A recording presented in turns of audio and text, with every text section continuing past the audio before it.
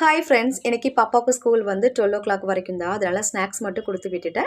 மதியத்துக்கு வந்து குட்டீஸ் 2 பேருக்கும் கேரட் சாதம் ரெடி பண்ணி வச்சுட்டு மதியத்துக்கு ஏதாவது சைடிஷ் பண்ணிப்பேன். என் வீட்டுக்காருக்கு வந்து ஃப்ரைட் ரைஸ் பண்ணிவிட்டு அதுக்கு சைடிஷாக வந்து முட்டை பொடி மாஸ் பண்ணியிருந்தேன். முட்டை பொடி மாஸ் பண்ணுறதுக்கு ஒரு பேனில் 3 ஸ்பூன் அளவுக்கு எண்ணெய் சேர்த்துக்கலாம். எண்ணெய் காஞ்சதும் இது கூட 1/2 ஸ்பூன் கடுகு பொரிஞ்சதும் 1/4 ஸ்பூன் ஜீரகம் சேர்த்துக்கலாம். இப்போ இது பொரிஞ்சதும் 2 பெரிய சைஸ் வெங்காயத்தை நல்லா பொடியாக கட் பண்ணிவிட்டு சேர்த்துக்கிறேன். இப்போ இது கூட கொஞ்சமாக கருவேப்பிலை சேர்த்துட்டு நல்லா வதக்கணும்.